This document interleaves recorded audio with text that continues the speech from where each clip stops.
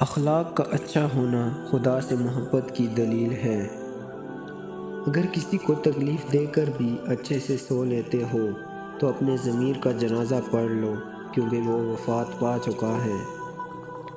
اپنا حق چھوڑنا بھی صدقہ ہے، خالی غصہ ذبح کر دیا کرو، یہ بھی صدقہ ہے۔ سوچ سمجھ کر بولا کرو، الفاظ نسلوں کا تعارف کروا دیتے ہیں۔ ہمارا دماغ ہی سب کچھ ہے، جو تم سوچتے ہو وہی تم بنو گے۔ سمجھدار وہ نہیں جو زیادہ پڑھا لکھا ہو، سمجھدار وہ ہے جسے پتہ ہو کس سے کب کس لہجے میں کن الفاظ پر بات کرنی ہے۔ دل میں اترنے کے لیے سیڑھی کی نہیں بلکہ اچھے اخلاق کی ضرورت ہوتی ہے۔ جب ناخن بڑھ جاتے ہیں تو ناخن ہی کاٹے جاتے ہیں، انگلیاں نہیں۔ بالکل اسی طرح جب کسی رشتے میں غلط فہمیاں پیدا ہو جاتی ہیں تو غلط فہمیاں ختم کرنی چاہیے، رشتہ نہیں۔ زندگی میں ہمیشہ دو باتیں یاد رکھنا: جب غصہ آئے تب کوئی فیصلہ مت کرنا، جب خوش ہو تب کوئی وعدہ مت کرنا۔ دلوں میں فرق آ جائے تو دلیلیں، منتیں، فلسفے سب بیکار ہو جاتے ہیں۔ کچھ لوگ جب روتے ہیں تو اس لیے نہیں کہ وہ کمزور ہوتے ہیں، بلکہ اس لیے کہ مضبوط رہتے رہتے تھک جاتے ہیں۔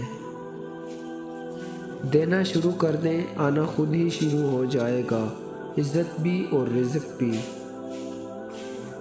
دوسروں کی زندگی میں چینی کی دانوں کی مانند رہو، جو غائب ہو کر بھی اپنا لطف اور ذائقہ چھوڑ جاتے ہیں۔ اگر آپ کے پاس دینے کے لیے کچھ بھی نہیں ہے تو اپنے ہونٹوں پر صرف ایک مسکراہٹ کی سجا لو، یقین رکھو کہ آپ کا یہ تحفہ ہر شخص سے قیمتی ہوگا۔ بے سکونی کی ایک وجہ یہ بھی ہے کہ انسان اپنی پریشانیوں کا ذکر ان لوگوں سے کرتا ہے جو عقل سے خالی ہوتے ہیں۔ کسی کی بدتمیزی سے مت گھبرائیں، وہ بس اپنا تعارف کرواتے ہیں۔ سمجھداری اسی میں ہے کہ آپ انہیں پہچان کے آگے چل دیں۔ نیک لوگوں کی صحبت سے ہمیشہ بھلائی ملتی ہے، کیونکہ ہوا جب پھولوں سے گزرتی ہے تو وہ بھی خوشبودار ہو جاتی ہے۔ بولنا سب کو آتا ہے، بس کسی کا دماغ بولتا ہے، کسی کا اخلاق بولتا ہے اور کسی کی زبان۔